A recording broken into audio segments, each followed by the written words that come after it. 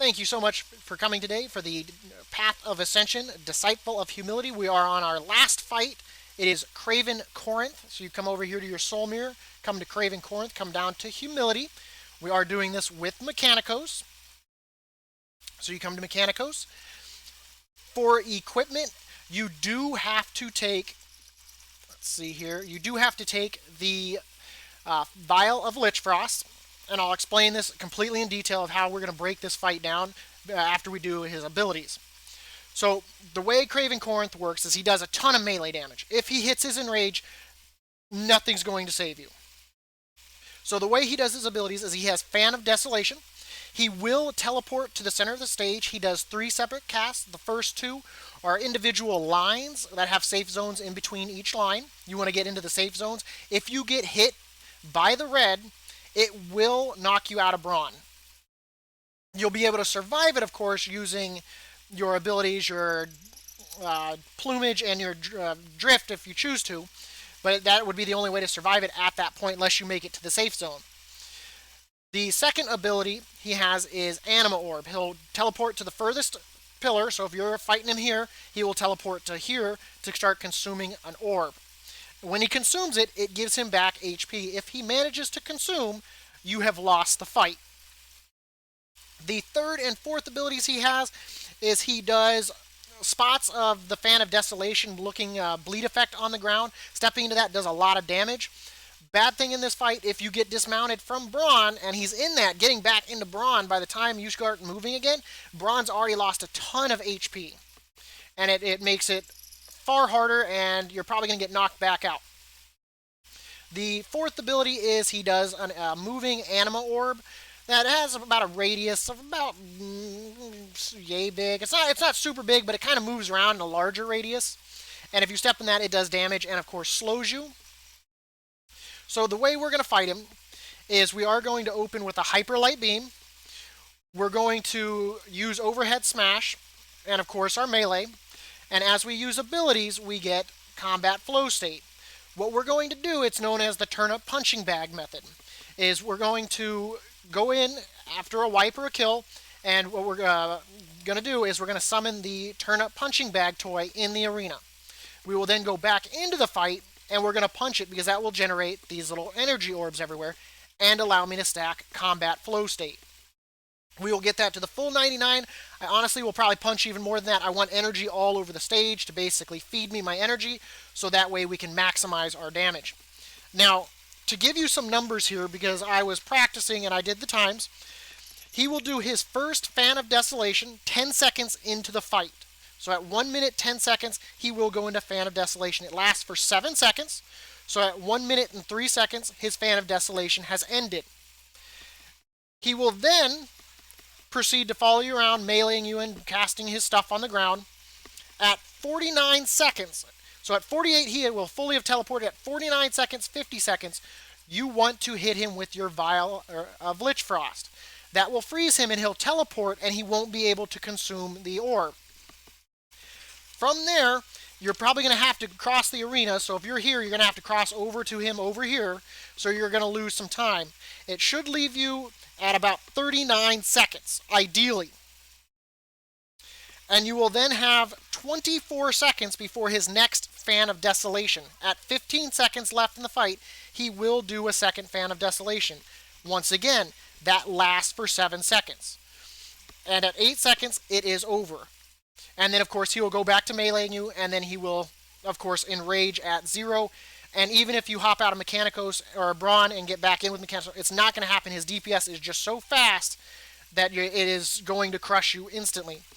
So once we have all that, knowing all that math, we're going to Hyper Light Beam him right at the start of the fight. So that way, once he teleports, we can open up with Hyper Light Beam on his first Fan of Desolation. So that will give us 2 right there. We're, of course, going to want to make sure we're as close to the melee range that we can, so that way we can continue to overhead smash him and do our melee. The reason for this is we want to do as much damage in this first 21 seconds that we can. That's what's really going to decide the fight, because by that second Desolation, you have to make sure you're ending it. Once he gets done with his orb, We should ideally, once he's teleported, we should be ideally at about 25,000 health remaining on him. So we only need to hit him with 2 desolations. The thing is, you're really cutting the time, and you've got to cross that barrier with them. You might even be a little bit higher than that, depending how much damage you did. But you should be able to do it. It's going to be close. Just the main thing is you don't want to get hit by that first Fan of Desolation when you go into melee range.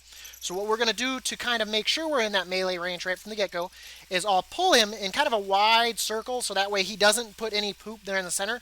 So what I'm going to do is I'm actually going to start by pulling him this way, because I don't want to pull him down the center, because if he drops piles in this area, I'm not going to be able to effectively get in there to melee him because I won't be in melee range. So I'm going to pull him to this side of the stage, and then I'm going to kind of kite him back so that way we can bring it back and be right there when he starts. And that way we can do Hyperlight Beam and just go straight and overhead smashing him. We will do our heal when he teleports as well, so that way we can get back some health, because we want to make sure that at 49 seconds we can freeze him. We'll probably get kicked out at about 55 seconds. That's when we're going to get kicked out. It's going to happen. Grab as much energy as you can, get back into Brawn, and just worry about freezing him. That's going to be the big ordeal here.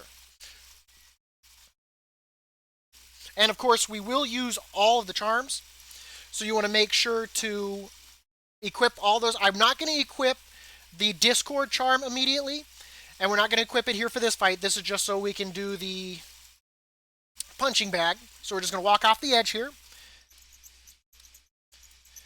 Let me also get all my charms in order here. They're all here. We're not going to do the Discord to start with, because if you manage to get Discord on him when you freeze him, it could break the freeze before he teleports, and he'll consume.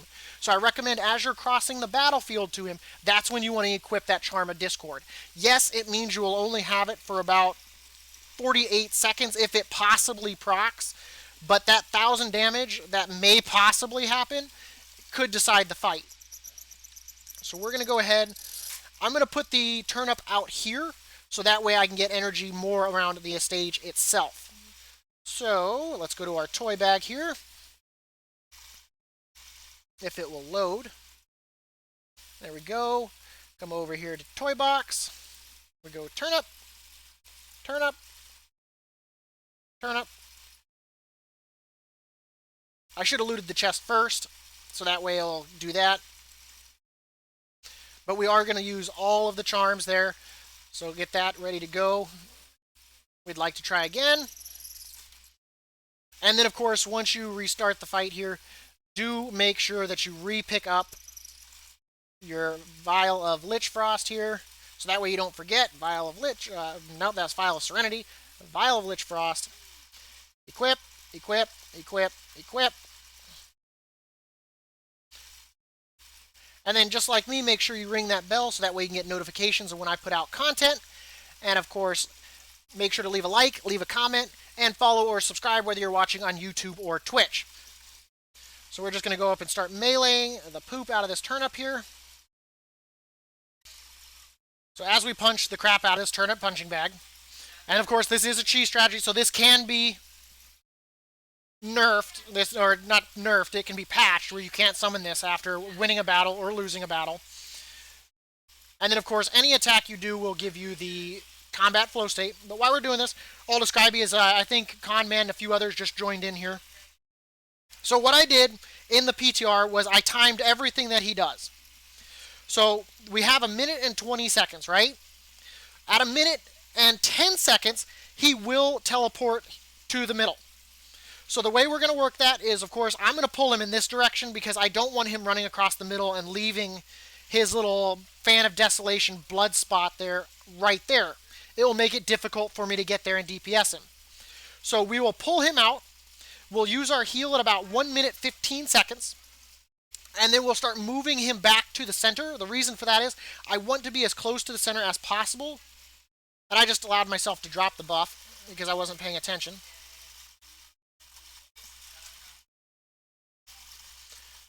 Let's collect some energy here. I goobered that. Not paying attention. And he will Fan of Desolation for 7 seconds. So at 1 minute 3 seconds, he will start moving again. You don't want to get hit in that phase because you're going to have the max haste buff at 99. So it's going to maximize your damage output for that phase. So at 50 to 40, so at about 55 seconds, you want to make sure that you either get knocked out of bronze, so that way you can grab a quick energy orb, or you want to make sure that you get knocked out before that, so that way you can then get back in bronze with time to spare, and that way you have the Vial of Lich Frost ready to go at 50 to 49 seconds. It's why we haven't equipped the Charm of Discord yet, because if he gets dotted with that, it can break your freeze, and then he'll consume. So at 49 to 50 seconds, freeze him. And then, of course, since if you're fighting him here, he goes here. If you're fighting him here, he goes up there. If you're fighting him here, he goes down here. So that way you know where he's going to go. That's at 49 seconds. So at 48, he will teleport. So that gives you time to move around the battlefield and get to him. You, of course, want to hyperlight him at maximum distance. And then you have from the 49 seconds to the 15-second mark, so up here at 15 seconds, he goes into his second Fan of Desolation. So you want to make sure that you've started moving him back to the center again, so that way you can do just like you did with the first Fan of Desolation. I feel like we got too many orbs out here around the outside. And then, of course, he does the Fan of Desolation again for 7 seconds. So at 8 seconds, he is done doing his Fan of Desolation.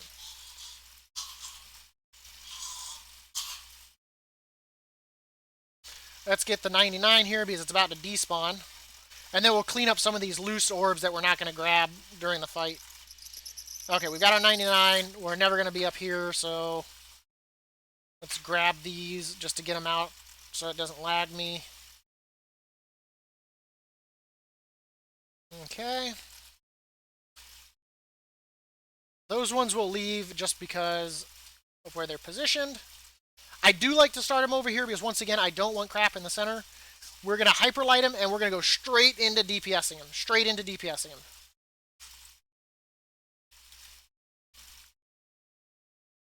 We're going to hit our heal. He's about to teleport. Hit him with that second. I lagged, and I got booted. I'm getting booted again. I'm lagging hardcore.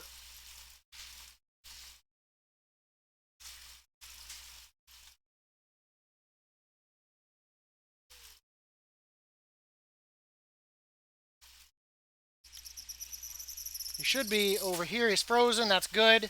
We're at full health. Let's hit him with the with our hyperlight beam here. We're going to start DPSing him. Hit him with our heal.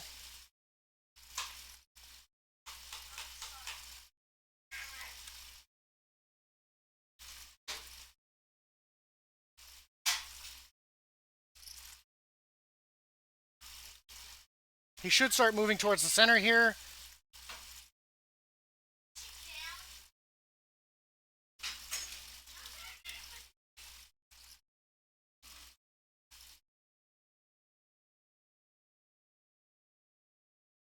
I can't tell, I lagged out.